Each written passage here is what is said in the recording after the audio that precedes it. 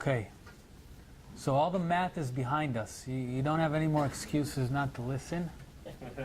This stuff is much more straightforward, I think. I'm just going to go over a couple slides for HA and then give you a little bit of an overview over. Most of this has been the data path. I'll give you a little bit of an overview over the control path modules, the system manager, and clustering agents, and the platform managers, and maybe a little bit about the management system itself, XMS and GUI. I'll just rush through it. If you want me to dig deeper into any of it, just stop me and ask me questions. And okay, so HA I divide into two parts. First part is hiccup management. Second part is actually fixing the problems. And the division goes like this. The entity in charge of fixing most problems is the system manager. Most problems are system-wide problems. The system manager, however, works more slowly than the data path. It does not have nanosecond response times. It has tens of microseconds or hundreds of microseconds response time, sometimes milliseconds. So from the time that a problem happens until the time the system manager understands what happens and tells everybody what to do, how to take care of it, we have this first line of defense. We call it hiccup management, and this is something each one of the modules does for themselves. And I further separate these into two types. The first is SSD hiccups. Like I said, the SSDs we use today, the Hitachi drives, don't show any hiccups. Other versions of SSDs are more problematic. Either way, we have this in place, and it's very easy. For SSD-related hiccups, the physical layout can take care of it on its own. Basically, if a drive is problematic, you just write elsewhere. If you remember, we have the freedom to choose where we want to write. If we see that a certain drive is giving us problems, we don't write to it. We indicate to the system manager this drive is giving us problems. System manager checks it using the platform managers and makes a decision if we want to go rebuild it or if it's okay again and we want to continue using it. But until that happens, we don't write to it. If it's a read problem and we need to read from that problematic drive, we will simply read from the other drives and rebuild whatever needs to be rebuilt using the parity information, and then answer the user that way. Again, until the system manager decides where the drive, if it's really bad or if it's back to good, and then we can either continue using it or start the rebuild process. All other problems are usually around messaging. They're usually around network disconnections, node failures, software failures. They all come up when you try to access something and you can't, when you try to send a message to someone and you can't. So this is an example of an I/O coming down, and then the C module tries to send it down to the D module, but the D module is not responsive. In this case, we don't want I/Os building up, because that I/O is taking up resources, both in the R module, it's taking up threads, it's taking up buffers, and the C module. It's taking up resources that we want to free up. So instead of having it stay there, what we will do is we will fold it back. We fold it back up to the R module. The R module keeps a very limited amount of memory in order to remember that it's there. And we notify SIM, the system manager. I can't reach that D module. I don't know why, but SIM knows why. SIM has access of visibility to the entire system. SIM can check. Is it a failed piece of software? Maybe the node disconnected. Is it an InfiniBand cable? Do I need to restart the node? What do I need to do? So SIM has the system-wide view, and once it fixes the problem, it will come back to that R module and say, I fixed the problem, resend that I/O. And then the I/O goes down and it comes back up to the user. All of this happens. That entire process that I described will happen well below the SCSI timeout. The user will not notice that. It means an internal timeout. So there is a timeout and the decision point where we decide to abort it or not. To abort it, right? To abort what? This waiting I/O, we're holding buffers of 4K in R and so on, so. At some point, in other words, At some- if the at D some point- module never comes back, you have to decide You what have to do. to decide what to do, right? Yeah, if the D module never comes back, the system will lose service. There's no way for the D module never to come back. We try to restart it. If we failed, we do a failover. The D module will come back, or else we lose service. In the case that it doesn't come back, we'll move to gates closed. We'll stop service, because without that D module, either there or elsewhere, we can't continue serving IOs.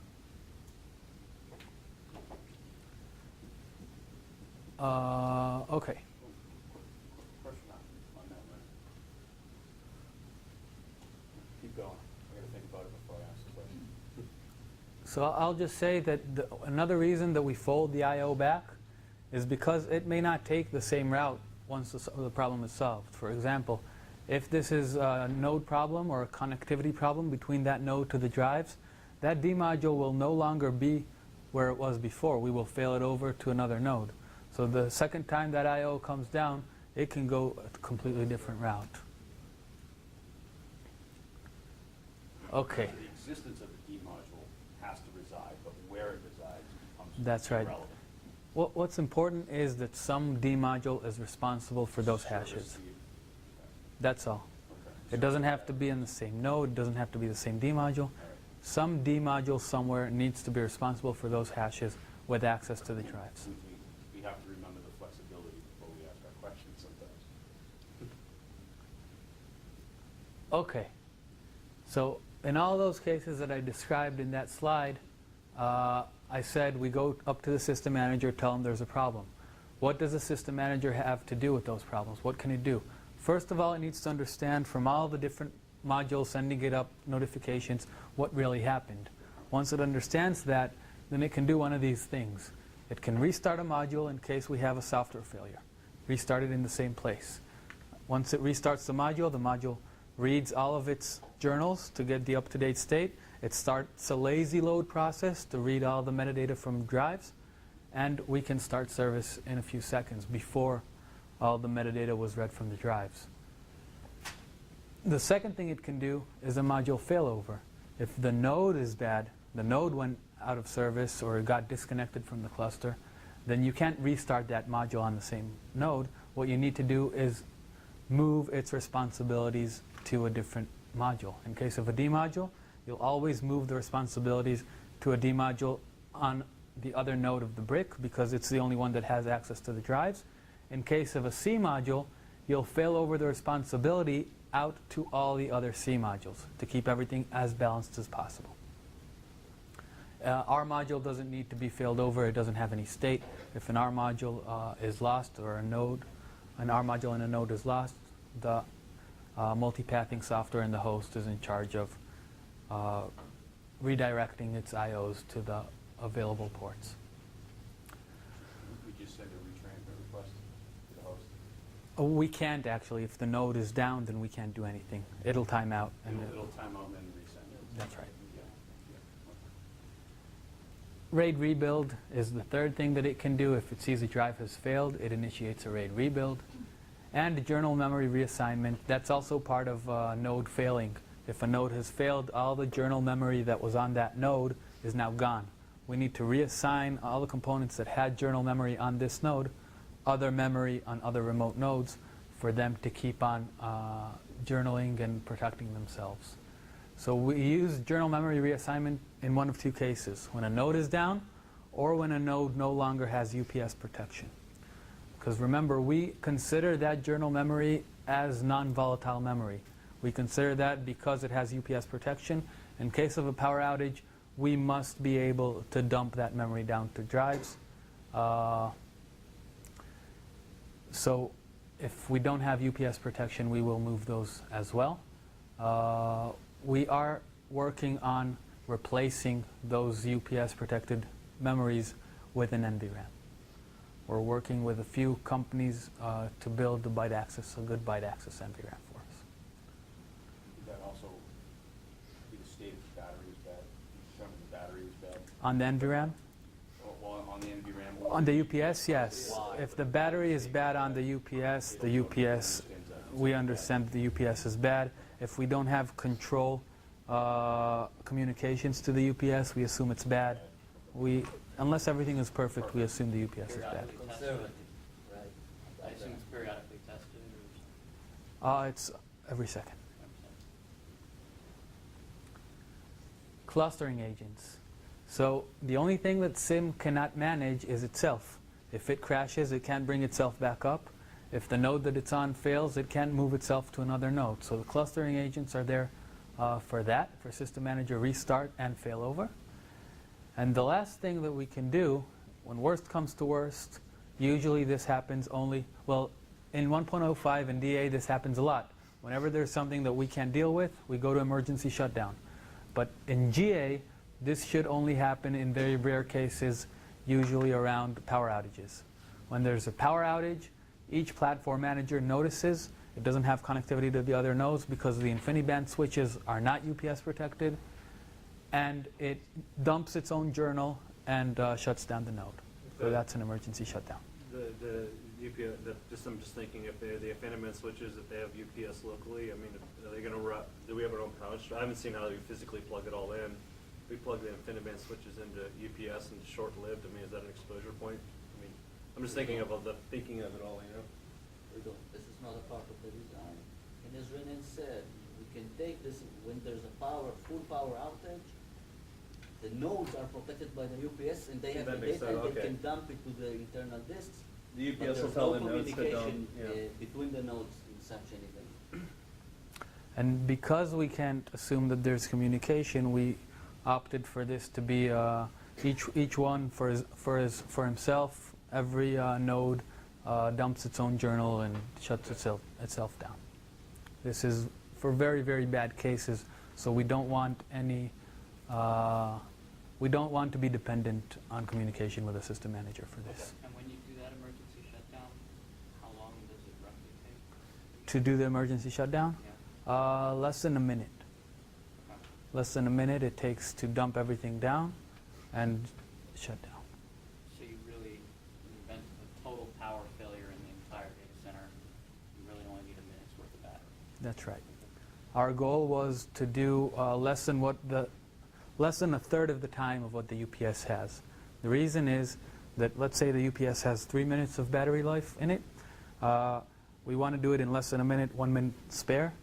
The other minute takes us to go down, and then the third minute is we can't bring a system up before we have at least Yep. a minute of UPS, because then we won't have enough time on the second power outage. Problem with other arrays here. Okay. Especially when you move the arrays from site to site.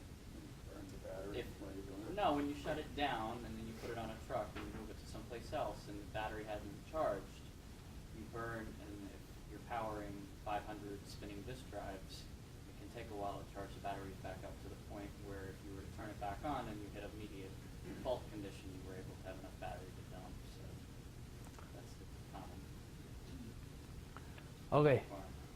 So this is a 2-brick configuration. I put the IB switches in there. I put the UPSs in there. And let's see what we do whenever something fails. So I'll try and go over everything. If you have more questions at the end, just ask me and I'll tell you what happens.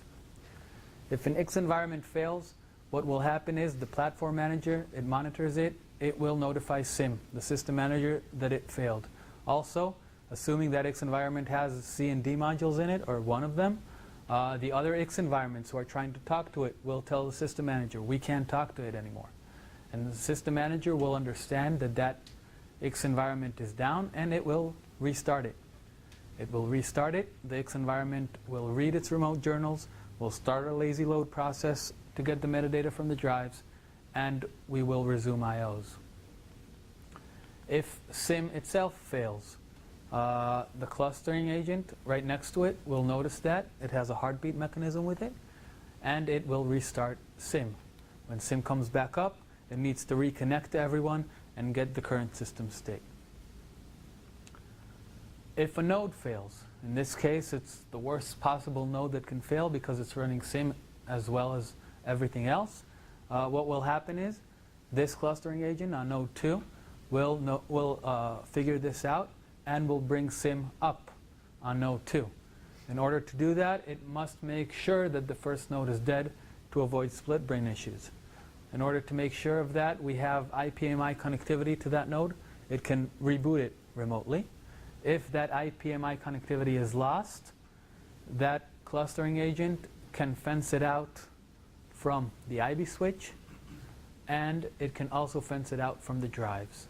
It basically tells the IB switch, don't talk to it. It tells the JBOD, don't talk to it.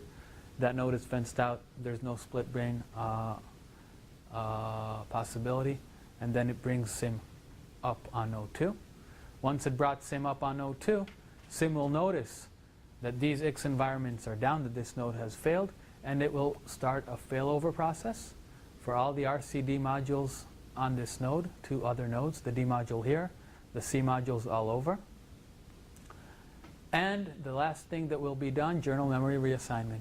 The journal memory from this node will be reassigned to other nodes.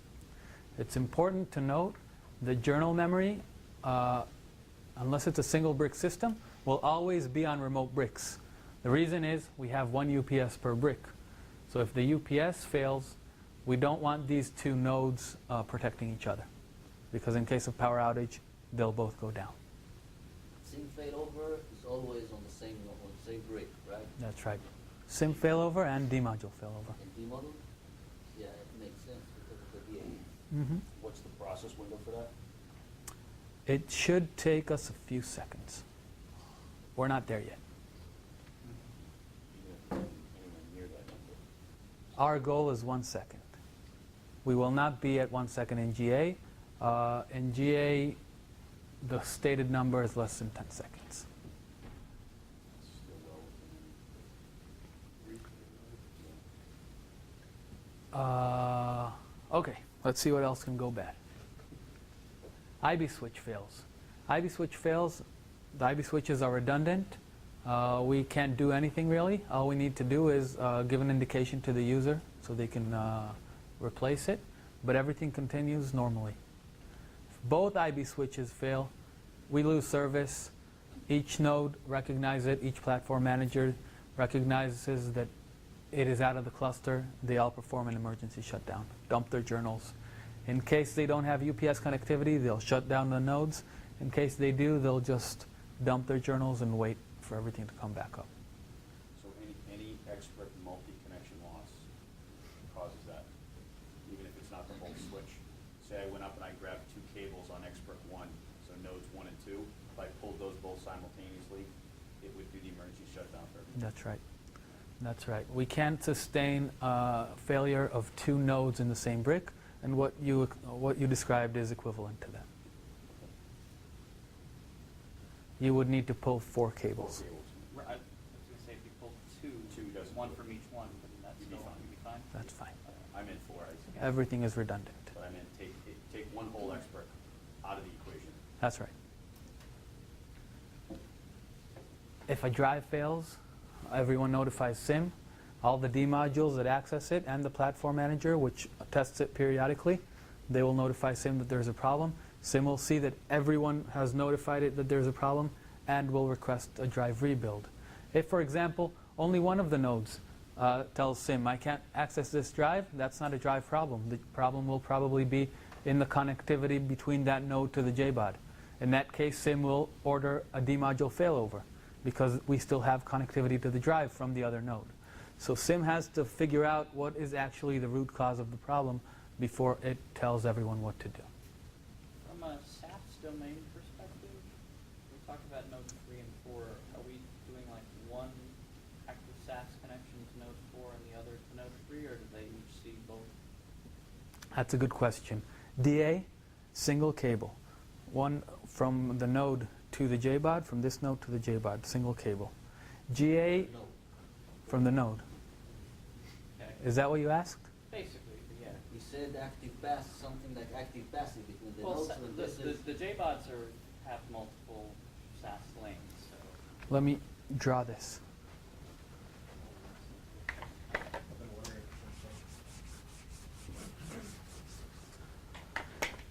It looks like this. This is a JBOD. It has 2 LCC cards. They're called LCCs. Each one of these cards has 2 SAS ports. This is a node. We have one LSI card with 2 ports, a SAS card, and this is another node with 2 ports. What we have today is this connected here, and this is connected this way. If this LCC card goes bad, this SAS card goes bad, or this LCC goes bad, what we will do is a demodule failover. What we plan to have is connect these 2 cables in a cross, like that. And then we will have active-active multipathing running on those SAS cables. This will probably not make it in for GA. So that'll get us 12 gig under that plan? That's right. Is the reason why we don't have that right now is because of the failover, or active failover? Because of, yeah, we need to implement that multipathing scheme and test it and make sure that it works well. It's just one of those things that, yeah. Question. So when in a cluster system, more than one node where you have InfiniBand connections, right? Have you ever noticed what's the average utilization of those links? Say when it's running at 250,000 times 2 IOPS at full blast Of the SAS links, of the InfiniBand. oh, the InfiniBand, we're very, very far from saturating the InfiniBand links. You said 10%, I think. 10% sounds right. Okay. I don't remember what the fashion is, but it's a big, you took the same amount of data down fiber channel versus InfiniBand, the amount of percentage you utilize would be a fraction. None of the overhead exists, right? This is the That's overhead right. also when the InfiniBand is 40 gig. Right. Logging across to different memory nodes is not just data width, it's And then one other wild question. Do we ever return SCSI busy? SCSI busy? We don't, but the SCSI target implementation that we use, Neri mentioned it this morning, SCST, it will when it doesn't have enough buffers. So in some cases, the user will see SCSI busy. In cases where SCST runs out of buffers. It happens after a few hundred milliseconds that we are unable to answer. That's about the time that it has under full load. The surrounding design choice of IP over IP, was there a particular reason for IP over IP? Why wouldn't you choose SRP protocol? Was there a particular reason? Just curiosity more than anything else. Not sure I follow you. We don't use IP. Are you talking internally or from the host? No, internally. So internally we use TCP IP over stack. IP, right? Internally, what we use is RDMA. Yeah, but okay. It's a proprietary protocol. I'll answer a little more. It's a proprietary protocol that we implemented between the different modules. It's all based on RDMA between the data path modules. Between the control path modules, the system manager and the platform manager and the clustering agent, and the other modules, we use TCP over IP. It's easier to use. It's still a proprietary protocol with our own data packets. SRP is usually used as a SCSI alternative over InfiniBand. SRP and ISER for front end. We can support those. Currently, we don't test it. In cases where the front end, the hosts have InfiniBand connectivity, that would make a lot of sense to use those. It's not the common case with the. It's not just an HPC environment, but we're not focusing on this. I think 40 gig Ethernet will be mature before this configuration would be. And with iSCSI we can support it without any changes. That would make more sense. Well, you don't- If you want 40, if you want bandwidth of 40 gig. So TCP has some overhead, right? SRP is very does. In cases where we have control over the host environment, for example, like I mentioned this morning, a joint solution with VMware, that would make a lot of sense. It would take away much of the latency that you see over SCSI. Started supporting SRT. Mm-hmm. Maybe something to think about for future people. 56 with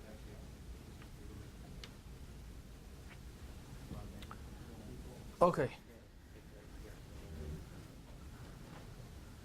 What happens when the UPS fails?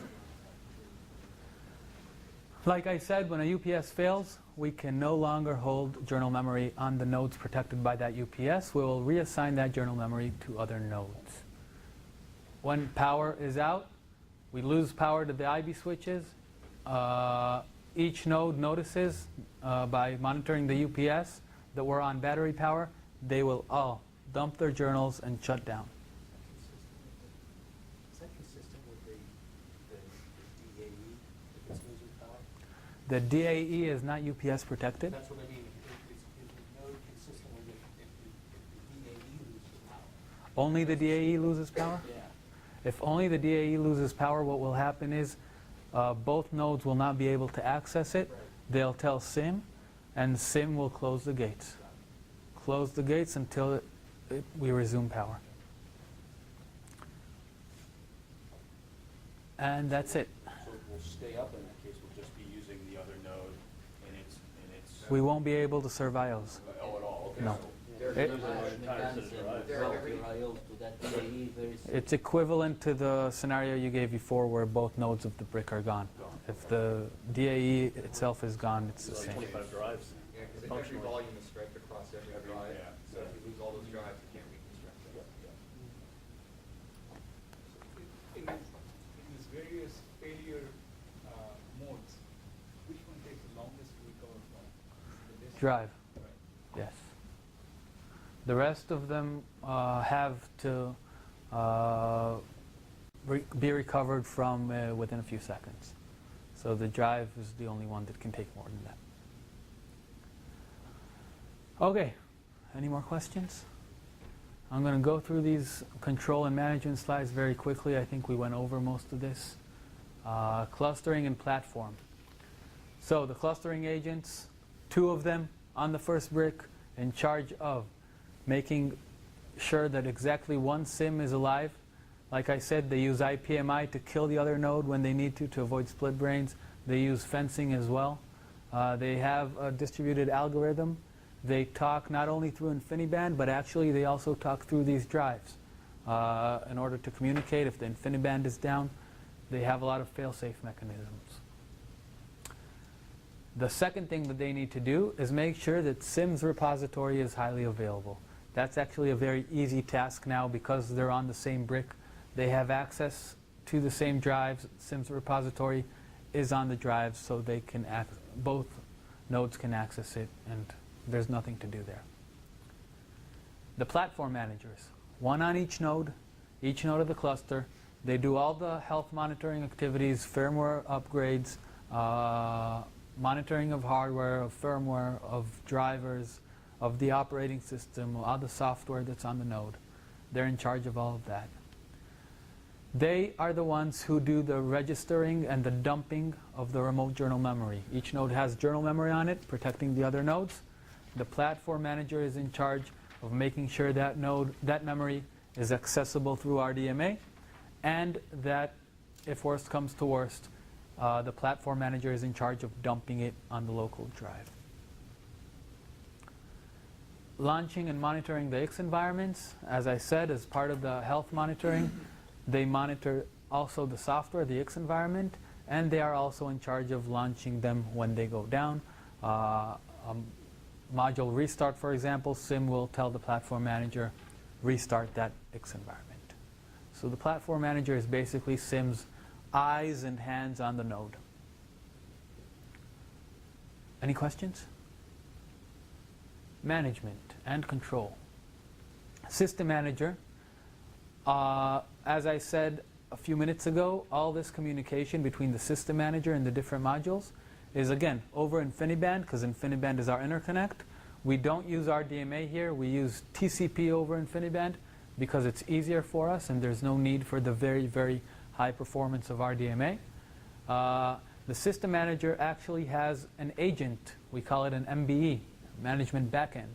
It's an agent of SIM that resides on each one of these modules, MBR, MBC, D, P, and L. And it is communicating with them through this agent. All statistics go to SIM through this agent. All notifications of things that went bad go to SIM through this agent. All the initial configuration of a module is given by SIM to it through this agent. And obviously SIM is also communicating with the external management server in order to push those statistics and monitoring information up to the user and get configuration requests from the user. So it's in charge of system configuration, volume, LUN management, system health, system performance, does all the HA work that we discussed a few minutes ago. And it's in charge of provisioning system resources. These SSDs are in the RAID group, these aren't. This memory goes to the D module, this memory goes to the R module. It actually has a lot of play with these things, and it can affect the system performance according to how things are built up. The IP address range you use for that back-end network, is that changeable? It's not. It's a reserved range, I think, that no one is allowed to use. Do you know the IP range, the InfiniBand IP range that we use? Are you InfiniBand? Yeah. We're using fixed addresses. It's a closed system, so we have fixed addresses for a single brick, fixed addresses for a dual brick, and it doesn't communicate with the outside world. Okay, InfiniBand, we just need communication between the nodes. Do you know what the addresses are? We can check in the demo system. 169 we can something, check it. right? 169 Yeah, we have, we can show you. Well, the only thing I'm concerned about that is where we've had this before, or from DMX, and Atmos, and Santera, where you've used a private address range, which you think is a private one. Some customer will have used that address range somewhere, and you potentially get a conflict between the two. No, we found a range that nobody is allowed to use, pretty much. I don't remember the number, but we'll check in the system. No, but even if they are using it, it's all, it's cut off. It's a completely closed system. You don't want them to have to plug into that ID source. No, not looking for any switch, but the nodes themselves have probably got a single IP stack that comes down. So if it goes 169, it'll go to the back end interface. If they're using 169 already on the front end interface as well, then you can end up with routing issues for the packet. There are management IPs, and it's a good comment. We need to. The reason I say that is the way we don't have the issues You with can check that at the install time, though, and that's easy. Right. But can you change it? Is what the question was. No, you can't. So today, you're right. There are IP addresses that are assigned for management. Okay, that talk to the outside world, and there's this range of addresses for InfiniBand that doesn't talk to the outside world. And we set it up. We said the external one, we get it from the user because we need to connect to. I think the question is around the TCP stack for Linux itself. It's the same stack that uses for IP over IP No. or the outside world too. I've seen this before, especially. You're not crazy. That's a good question. We actually had to find that range that no one is allowed to use. If we were to use some IPs, we would have run into problems in this scenario. It's a non-routable range. Do you know the number? It's 169 is the first octet, I forget the, but it's not routable. 254. So it's the default when you I can't think connect anything. it sounds like it's just like, in Windows, if DHCP fails to assign you an address. In any case, during installation time, you would see, you wouldn't be able to bring up the system if you had a conflict. Yeah, but the issue we've seen before is, let's say you use 192.168, that back-end range is quite a common thing to do. Then if someone's used other parts of 192.168, then the routing within the box could route traffic out for the front-end interface, not for the back-end InfiniBand network. Used to think that was somewhere else. You have to get that with somewhere It's else. true. So I went down to Santera, had it with Atmos, where that address range is being used somewhere else. So we're thinking we should just check in QA. It's something that needs to be checked in QA, it's a question that needs to be checked. Because at some point it will. So the 169 IP address is a server IP address block, but there's an RFC for that, so we're supposed to be for the server. But I'm just saying, we've had it before, it has been an issue. We specifically chose this range because of that reason.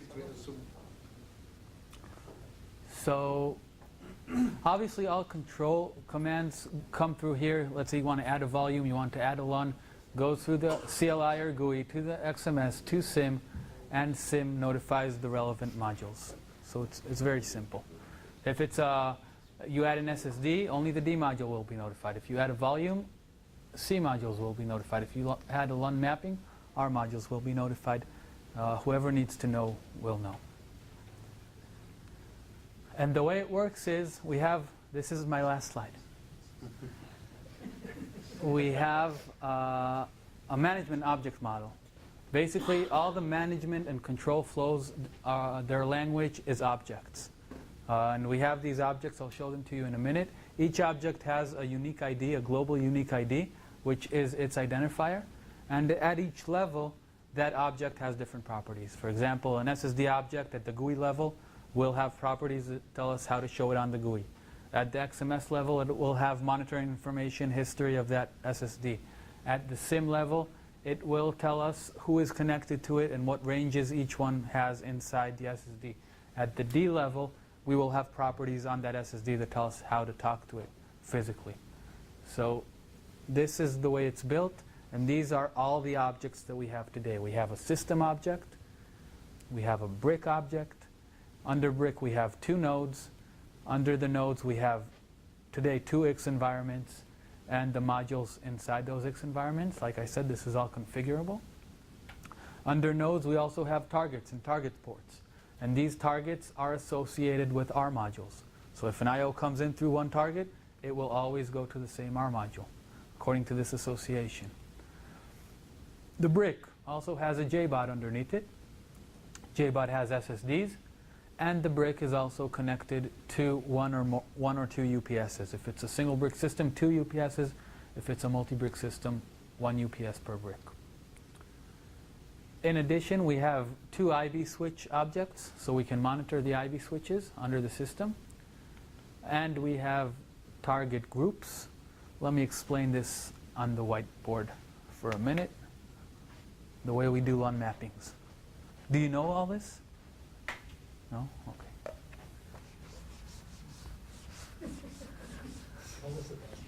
Melissa said, yeah, she's good. She wants to know. Oh, Melissa's going to show you. She'll explain it next time.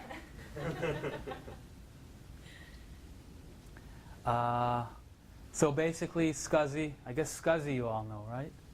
You have ITL, initiator, target, LUN, this nexus pointing to a volume. What we have is very close. We just group together targets and initiators. So instead of this mapping, what we have is IG, TG, L goes to a volume. And you can group together initiators, you can group together target ports, and then all the mappings are according to those groupings. What we recommend, and the default is, group all of the targets in the cluster together, one target group. That way you can forget about this. Initiators you can group according to your filtering, whatever the user wants to do.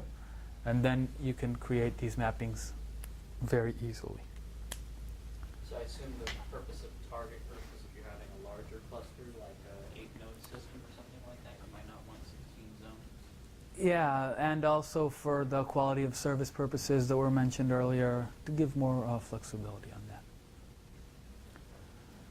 So we have target groups, and targets are associated with them. And we have initiators and initiator groups with this association. And we have snapshot groups and volumes. A snapshot group is basically all the volumes that originated from the same root volume. If you create a volume, then you take a snapshot of it, you take a snapshot of that. All the snapshots in that tree will be in this snapshot group.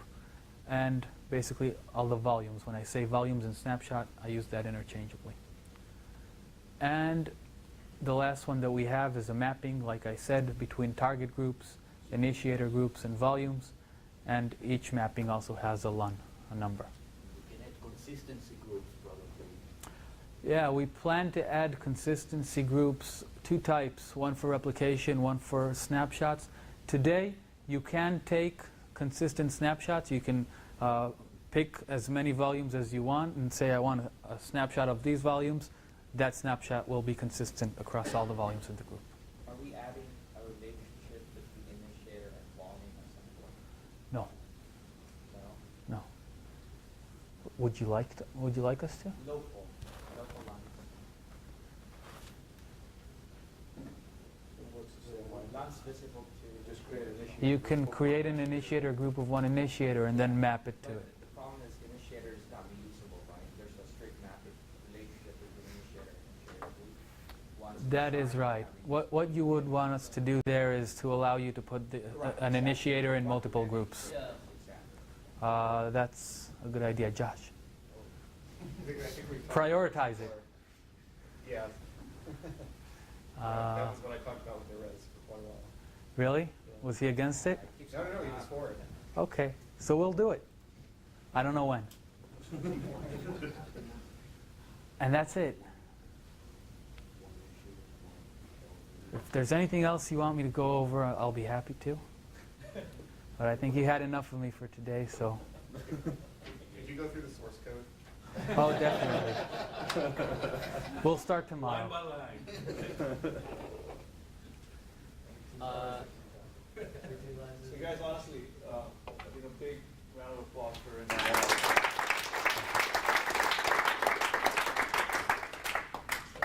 and I'm sure I think that video is going to have multiple hits.